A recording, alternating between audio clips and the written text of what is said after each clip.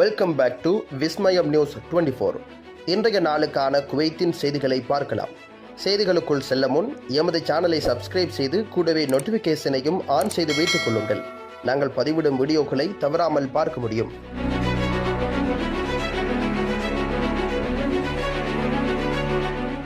குவைத்தில் செப்டம்பர் 1 முதல் உச்ச நேரங்களில் பிரதான சாலைகளில் லாரிகளுக்கு தடை.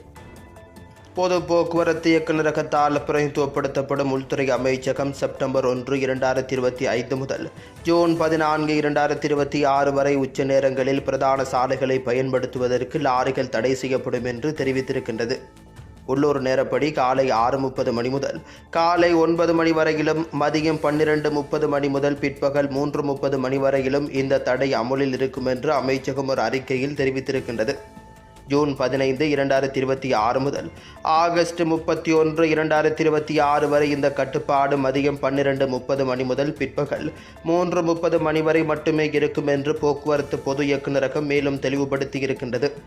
போக்குவரத்து நெரிசலை குறைத்தல், போக்குவரத்து பாதுகாப்பை மேம்படுத்துதல் ஆகியவற்றை நோக்கமாக கொண்டு இந்த நடவடிக்கைகள் எடுக்கப்பட்டுள்ளதாக அமைச்சகம் வலியுறுத்தியிருக்கின்றது. சட்டப்பூர்வ பொறுப்பை தவிர்ப்பதற்காக லாரி ஓட்டுநர்கள் நியமிக்கப்பட்ட நேரங்களுக்கு இணங்க வேண்டும் என்று அது வலியுறுத்தியிருக்கின்றது.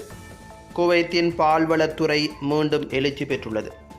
சுலைபியா பண்ணைகளில் கால் மற்றும் வாய் நோய் பரவியதால் கால்நடை துறைக்கு ஏற்பட்ட பெரும் இழப்புகளுக்கு பிறகு பால் மற்றும் பால் பொருட்களின் தினசரி உற்பத்தி 190 டன்களை எட்டியுள்ளதாக சொயாசா நாளிதழ் செய்தி வெளியிட்டிருக்கின்றது.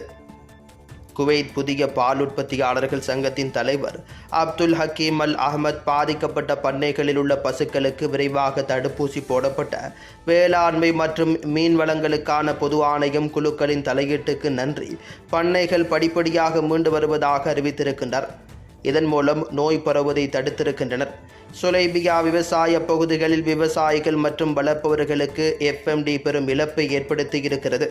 இதனால் பால் மற்றும் பால் பொருட்களின் தினசரி உற்பத்தி ஒரு நாளைக்கு 250 டன்னிலிருந்து 170 டன்னாக குறைந்தது என்று அல் அஹ்மத் செய்தித்தாளிடம் தெரிவித்திருக்கின்றார். தேசிய நிறுவனங்களால் இயக்கப்படும் பண்ணைகள் மற்றும் தொழிற்சாலைகளில் உற்பத்தி படிப்படியாக மீண்டு ஒரு நாளைக்கு சுமார் 190 டன்களை எட்டியதாக அவர் உறுதிப்படுத்தியிருக்கின்றார். நோய் பரவுவதால் விவசாயிகள் மற்றும் வளர்ப்பாளர்களுக்கு ஏற்பட்ட இழப்புகளுக்கு இழப்பீடு கோரி தொழிற்சங்கம் சமீபத்தில் பல அதிகாரிகளுடன் சந்திப்புகளை நடத்தியதாக அவர் குறிப்பிட்டுள்ளார்.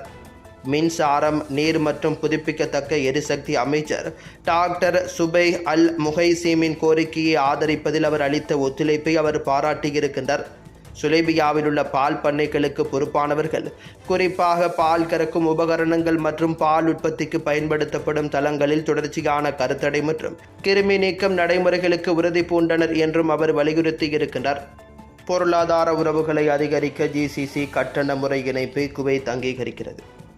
சர்வதேச ஒப்பந்தங்களை அங்கீகரிக்கும் பல ஆணைகளையும் பல்வேறு நாடுகளுடன் கையெழுத்திடப்பட்ட புரிந்துணர்வு ஒப்பந்தத்தையும் அதிகாரப்பூர்வ வர்த்தமானி இன்று வெளியிட்டுள்ளது.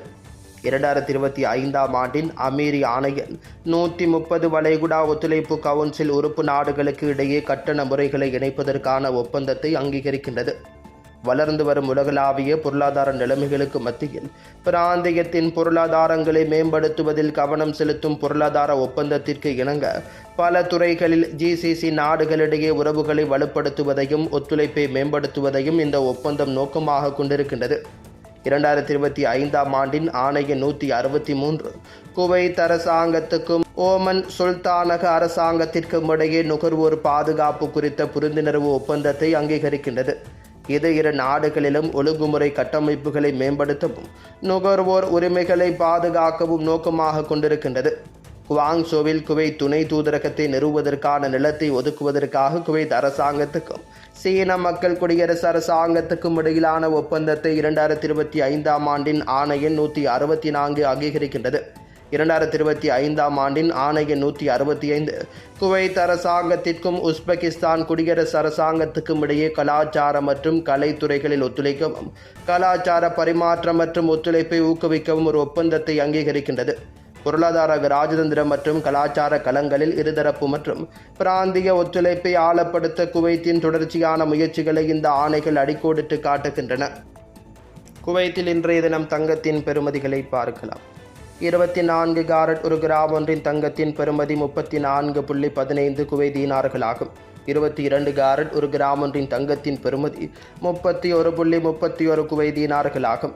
21 கேரட் ஒரு கிராம் ஒன்றின் தங்கத்தின் பெறுமதி 29.88 குவைத் தீனார்களாகும். 18 கேரட் ஒரு கிராம் ஒன்றின் தங்கத்தின் பெறுமதி 25.61 குவைத் தீனார்களாகும். குவைத்தின் இன்றைய நாணய மாற்று விகிதங்களை பார்க்கலாம். ஒரு குவைத் தீனார் ஒன்றின் இந்திய பெறுமதி 288.44 இந்தியன் ரூபாய்களாகும். ஒரு குவைத் தீனார் ஒன்றின் இலங்கை பெறுமதி 991.37 இலங்கை ரூபாய்களாகும். ஒரு குவைத் தீனார் ஒன்றின் பங்களாதேசி பெறுமதி 399.23 பங்களாதேசி டகாஸ் ஆகும்.